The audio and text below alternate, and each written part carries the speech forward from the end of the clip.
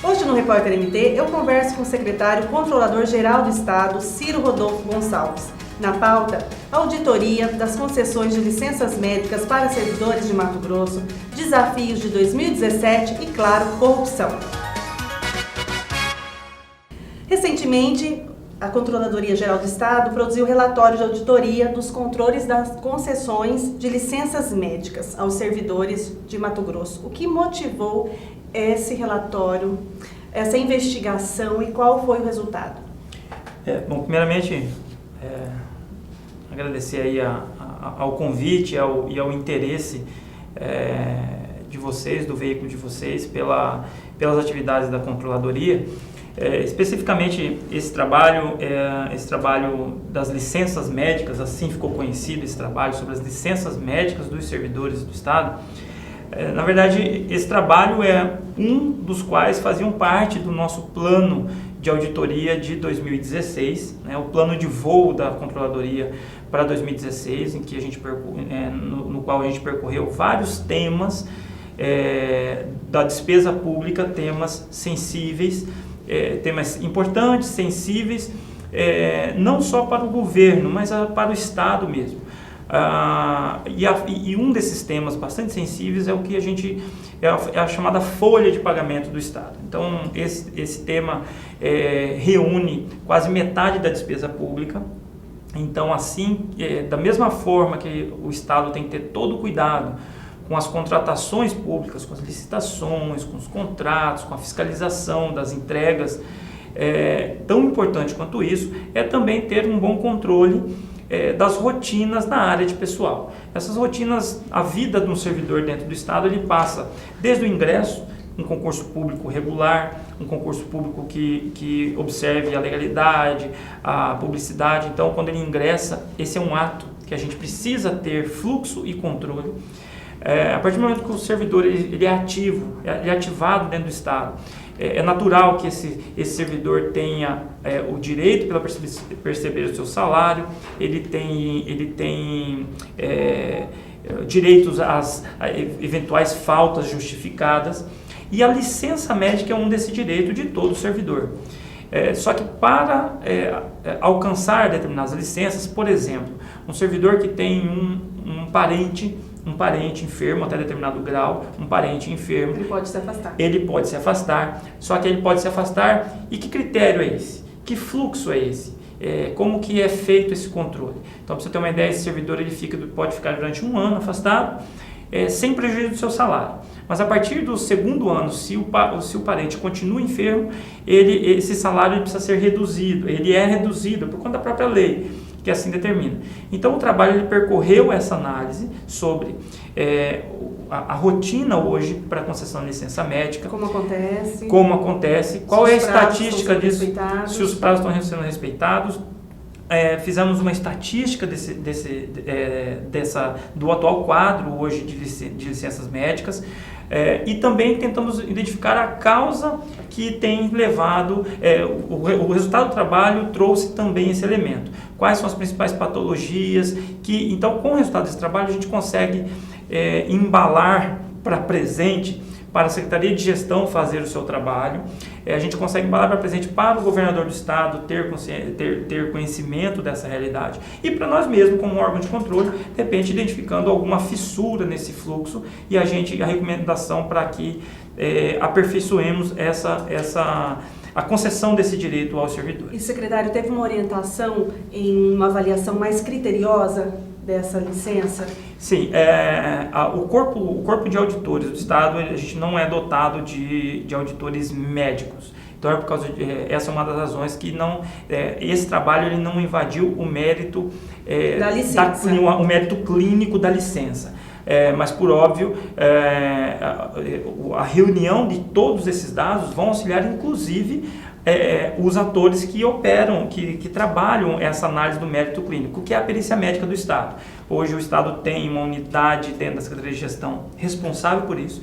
Então esse trabalho, esse diagnóstico, ele serve exatamente para a gente fazer os testes e recomendar aonde é necessário o aperfeiçoamento. Até porque é um assunto muito delicado, porque o servidor, muitas vezes, ele precisa de tempo, de agilidade, porque saúde é urgente. E critérios, processos, burocracia, talvez atrase ele conseguir essa licença. Exatamente. Então isso não vai interferir na agilidade de maneira da alguma. licença. Exatamente para garantir, inclusive a ele mesmo, servidor, mais segurança jurídica naquilo que é necessário, é inerente, é uma situação que todos nós estamos fadados. Porque muitos servidores já ficam apavorados, até na auditoria, na licença médica, eu não vou mais conseguir. Isso, não, muito pelo contrário. A ideia é exatamente assim, dar essa fluidez, porque dentro da administração, onde você tem mapa de processo, a coisa flui, te dá segurança jurídica, não dá espaço para nenhuma gestão subjetiva dessa concessão, isso é importante. Então, enfim, é garantir para o servidor aquilo que já está na lei, garantir que isso aconteça. E que a gente consiga talvez compreender assim, essas causas de um volume eventualmente muito grande em alguma secretaria, por exemplo, você conseguir compreender de repente às vezes as causas desses afastamentos, então pode acontecer de ser assuntos inerentes ao próprio ofício da pessoa. Muitas causas relacionadas a transtornos de ansiedade, depressão. Exatamente. E esse trabalho é integrado, como o senhor disse, com outra secretaria para que venha atuar nesse sentido também das causas. Exatamente. É preciso, eu digo isso, sou servidor do Estado, servidor efetivo do Estado, e eu sei o quanto, assim como meus colegas, a gente sabe o quanto que é importante para a autoestima, para a motivação ao trabalho, às vezes um ambiente, a estrutura física, a estrutura predial, as ferramentas colocadas à disposição dos servidores.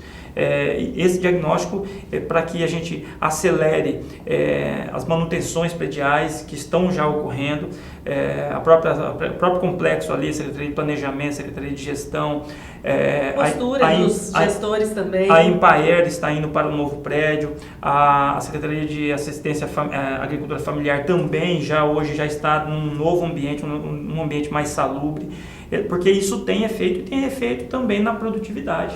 Secretário, a Controladoria apresentou ao Tribunal de Contas um projeto acerca do novo modelo de avaliação dos controles internos do Poder Executivo Estadual. O que isso significa? Isso significa uma melhor inteligência da avaliação dos controles de cada secretaria, de todas as secretarias do governo do Estado. O que quer dizer isso? Você tem hoje dentro do Estado secretarias com orçamentos e com políticas sociais vitais para o cidadão.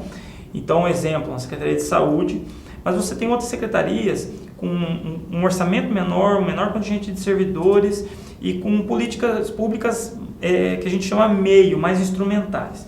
Então, o que acontece? Essa nova avaliação que a gente pactuou e alinhou com o Tribunal de Contas é para deixar bastante claro, com o controle externo, que a Controladoria ela desenhou um quadro de atividades em que dedicaremos mais tempo nas secretarias onde tem um ambiente de risco mais elevado. Então, a gente não faz de uma maneira linear, uma secretaria grande, uma secretaria pequena, tentando ser o mais simples possível para o espectador, saber que a gente vai passar mais tempo e analisando com mais detalhamento as secretarias em que tem a conjugação de grandes orçamentos e políticas sociais vitais. E as outras secretarias que têm uma camada um pouco mais abaixo, ela tem toda uma sistemática de avaliação, com rodízio de ano após ano. Então isso a gente acho que vai garantir um ambiente de governança, olhando o Estado como uma unidade una, né? E isso foi bem recebido pelo Tribunal de Contas. O Tribunal de Contas também tem feito seus trabalhos orientados, é o que a gente chama de matriz de risco, que é natural que os riscos estejam mais expostos em secretarias como essas, em que não podemos falhar, sobretudo saúde, segurança e educação. Uma falha, ele impacta diretamente na vida do cidadão. Exatamente, essas três, saúde, segurança, educação e a infraestrutura, esses quatro eles não podem falhar. Não pode falhar. E daí a gente dedicar mais auditores, dedicar mais horas técnicas, dedicar os melhores métodos nessas secretarias e as demais, não que elas vão ficar descontroladas, mas com métodos específicos para esse tipo de cliente. E, secretário, o cidadão, ele tem recorrido mais à ouvidoria? Ele tem se manifestado? Perfeito. A gente tem experimentado, o governo do Estado tem experimentado ano após ano um crescimento do cidadão em buscar informações, dar sugestões, denunciarem. Ano após ano esse número ele vem crescendo em média aí de 20% ano após ano. A estatística nossa mostra, ano passado, para vocês terem uma ideia, ano passado nós tivemos quase 20 mil acessos ao nosso canal de ouvidoria, deixando ali a sua sugestão, ou uma simples reclamação, ou uma grave denúncia. Então a gente tem de toda a ordem e um sistema de filtro para isso. O efeito disso, para nós profissionais de controle, é fantástico, porque ele é a materialização do que um dia uma lei veio trazer mais garantia para o cidadão, que é a Lei de Acesso à Informação. Então, com a lei, logo no seu primeiro ano, de pouco conhecimento, as pessoas não tinham essa dimensão. Essa lei, salvo engano, acho que ela é de 2012, salvo engano, de 2012. Então, ano após ano, o cidadão vem criando gosto por isso, por participar das políticas de informação. Então, ele tem esse interesse maior de se aprofundar nas informações e não que o portal da transparência tenha informação de menos. Exatamente. Na verdade, até pode ser a conjugação das duas coisas que potencializa esse número. Eu estou falando do primeiro lado, que é um lado positivo, que é o amadurecimento social atrás da informação. Então, à medida que esse amadurecimento, pelo uso da lei de acesso à informação, vem ganhando notoriedade, vai dissipando isso. Os próprios veículos de comunicação já conseguiram perceber que estamos num cenário diferente de antes de 2012, em que às vezes o veículo de informação precisava de algum dado para fechar uma estatística, fechar uma informação e não conseguia. Hoje existe sanção para o gestor se não cumprir ali os prazos. Então, isso é um efeito da Lei de Acesso à Informação. Porque até mesmo informações sigilosas têm um tempo determinado para se manter o sigilo. Exatamente. Não existe informação sigilosa ad eterno. Além de não existir ad eterno, a classificação de uma informação com um grau de sigilo, ele tem todo um protocolo a ser seguido. Então, ela tem que preencher requisitos próprios para isso. Então, assim, não só o prazo, antes de 2012 não tinha nada disso. Então, hoje ficou muito rico isso para o controle social. O controle social ganhou um grande aliado, que é a lei de acesso à informação. Sobre a questão da transparência ativa, que às vezes uma informação que não está muito clara e faz o cidadão recorrer, isso tem sido medido por nós, tanto a Controladoria Geral do Estado quanto o Gabinete de Transparência. A gente tem anualmente medido isso, tem um ranqueamento da transparência no país. A posição do Estado de Mato Grosso ela não é ruim nessa avaliação da transparência ativa, mas o governador do Estado está determinado a elevar essa nota de transparência ativa do Estado de Mato Grosso para o nível dos 5 mais transparentes dentro do Estado. A gente está trabalhando com ferramenta útil para o cidadão, para que a gente consiga essa nota, que a gente consiga estar perfilado pelo menos entre os 5 mais transparentes do Estado. Hoje a gente não conseguiu, hoje nossa posição é de 11º, hoje a posição de transparência ativa é 11º, mas o governador do Estado, eu e o secretário de Gabinete de Transparência, Dr. Fausto, não vamos ficar tranquilos enquanto não alcançar pelo menos até a 5ª colocação. Essa é a nossa missão de 2017. Secretário, muitos estudos, relatórios, eles subsidiaram operações. Sim. Então, existem os atos fraudulentos nas secretarias e sabe-se que há uma controladoria, que há uma rigidez nessas investigações. Por que ainda persistem? Os servidores, eles minimizam o trabalho da controladoria? Eles acham que são imunes a isso? Na verdade, a gente tem um problema, a questão da corrupção, da fraude, porque assim, o controle ele vai à frente para não só evitar a fraude e a corrupção, mas a fraude, corrupção, ineficiência, às vezes desconhecimento de determinadas leis. As secretarias têm suas ouvidorias, aquela denúncia chega até ali. E o profissional, o servidor da própria secretaria, investigar seus pares, ele tem total liberdade para isso? Como achar o equilíbrio para ele não ser o carrasco e também o displicente? Tem várias ótima situações. Ótima pergunta. Na verdade, hoje, o sistema de controle ele está estruturado até para evitar isso. Vou dar um exemplo. Uma das atividades do sistema de controle que é lá no final, que é a última tarefa, que é a penalização. A penalização do mal feito. Então, essa penalização seja de um servidor ou uma penalização de uma empresa que contrate com o Estado. Então, é o que a gente chama de corregedoria, lá no final. A forma como está estruturado o sistema de corregedoria, hoje o sistema de controle, a corregedoria está ali dentro, toda ela está coordenada pela Controladoria Geral do Estado. A Controladoria Geral do Estado hoje conta com seus profissionais que seguem todos os princípios inerentes à atividade de auditoria, que sobretudo sobre a questão da impessoalidade, o prestígio, a total ética dentro da gestão. A lei hoje da Controladoria, ela impõe que o secretário de Estado, embora seja o secretário de Estado, ele alçado por um dos seus servidores, um dos seus auditores efetivos. Então, tudo isso para garantir que essa instituição ela coordene, ela faça a regência e tenha autonomia dessas ouvidorias, para ter essa autonomia. Para evitar dois aspectos. De um lado, eventuais perseguições e, de outro lado, impulsionar as investigações que, de fato, têm que ser feitas até o final, que é a responsabilização, que é a penalização.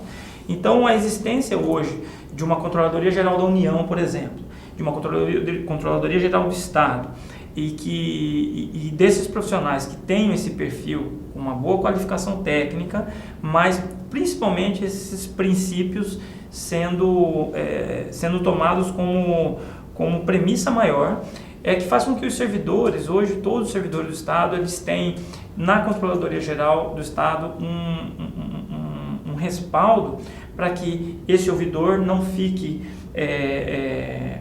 com temor coagido, algum temor nesse sentido, até porque ele sabe das suas implicações. Temos vários casos nesse sentido, que é o dever de se reportar diante de uma ilegalidade. Isso então, está no quando uma Estatuto secretaria já tem esse desvio, ele percebe, ele já tem essa autonomia de recorrer. Exatamente. Então, quando estoura a operação, para a população, que a mídia e a população tomam conhecimento, certamente já está sendo investigado lá atrás, dentro da sua estrutura.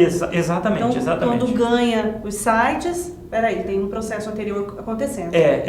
Porque, na verdade, todo um trabalho bem complexo está sendo feito, está sendo conduzido. E mesmo assim são desviados milhões. E mesmo assim são desviados milhões. Aí voltando lá no início da tua pergunta, por que a gente ainda tem isso, né?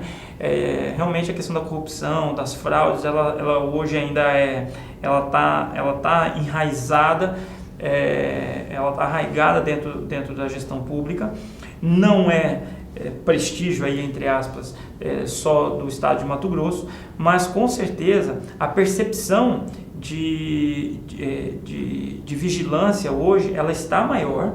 A gente percebe isso nos gestores, os gestores que aí estão, eu acho que no Brasil inteiro está também passando por esse momento, de saber que qualquer desvio, as instituições estão funcionando, sobretudo as instituições de controle, elas estão funcionando, a articulação de uma delegacia fazendária, de uma Controladoria Geral do Estado, com o Ministério Público, com um governo austero, essas instituições elas funcionam. Hoje a CGE faz parte da rede de controle, que é um conglomerado de 12, 13 instituições que trocam, fazem intercâmbio de informação, que participam em conjunto em várias ações, em várias atividades. Então isso gera aquela famosa sensação de impunidade. Hoje a gente está vendo que existe uma sensação de vigilância, sim. Então a determinação é para atuar, levantar dados independente de quem seja o gestor. Perfeitamente. Sobretudo essas instituições de controle é inerente, sob pena de jogar ao vento uma credibilidade construída há décadas. E aí eu não estou falando só da CGE, mas a gente está falando de um Ministério Público, a gente está falando do Tribunal de Contas da União, porque do Tribunal todos de Contas do trabalham Estado. nessa parceria. Exatamente. E hoje, eu acho que hoje essas instituições elas ganharam relevo. E a gente não pode jogar essa credibilidade, não pode ser ao vento. E os governantes estão compreendendo bem essa atividade, já compreendem bem esse papel. E quem tem que ganhar com isso é o cidadão. 2017, qual é o principal desafio? 2017 nós Foram temos... anos intensos aí, meses intensos de operações. Isso. 2017 nós temos dentre todo um planejamento estruturado, mas nós temos eu tenho em mente 5 alvos bem definidos de atividade da controladoria. Uma é de ordem operacional da própria controladoria, que nos próximos 30 dias a Controladoria Geral do Estado inaugura sua nova sede, que é uma conquista, até por conta disso que eu estava explicando, desse relevo institucional, mas com um ambiente, com um aparelhamento adequado para um papel tão importante. Então, dentro de 30 dias, a gente deve inaugurar a nossa nova sede, permitindo que dentro dessa sede aconteça efetivamente o controle das atividades de ouvidoria, de auditoria e de corregedoria dentro do Estado. Isso vai ser, acho que a gente deve ter um ganho de qualidade, especialmente no trabalho de ouvidoria e corregedoria, que são atividades que estão desaparelhadas, de baixo aparelhamento hoje. Então essa inauguração, essa nova sede ocorre esse ano. Nós temos aí também um projeto na área da transparência, que é uma ferramenta que hoje a gente utiliza, que é o Mira. A gente quer compartilhar isso com o cidadão, é uma ferramenta que hoje o auditor utiliza, que a gente utiliza para monitorar as zonas de risco dentro do Estado. A gente quer compartilhar isso, o governador já determinou isso, que ele quer que o cidadão, ele quer que as entidades organizadas, como a Federação do Comércio, Câmara de Dirigentes Lojistas, uma OAB, um CREA, a mídia tenha isso à sua disposição, que aí eu acho que isso a gente alavanca a nossa nota de transparência ativa, isso ocorreu em 2017. Também temos uma missão muito forte, que vão ser a aproximação nossa nos controles da Secretaria de Saúde. O nosso secretário Dr. João Batista. Uma das prioridades do governo. É a prioridade de governo segurança e ele tem que ser a prioridade em todos os níveis, inclusive a questão dos controles. E isso a gente acho que vai ter um ganho com uma aproximação física junto à própria Secretaria de Saúde.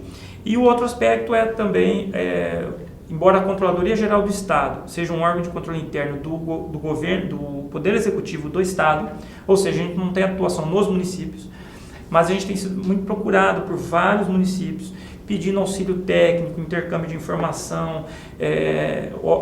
Dos 141 municípios, a grande parte deles com um controle interno ainda bem, como eu posso dizer, bem acanhado ainda, e nos alcançam, nos procuram para buscar informações.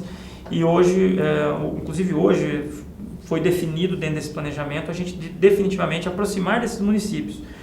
Só para você ter uma ideia, nos últimos 2 anos, as transferências do Estado para o município, seja através do FETAB, ou seja, para a saúde dos municípios, houve um crescimento em valores financeiros encaminhados a esses municípios muito grande.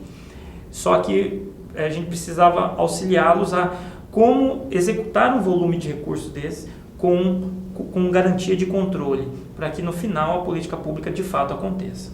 Obrigada, secretário. Imagina, que isso a gente que agradece a oportunidade. Eu fico por aqui e te espero na próxima entrevista.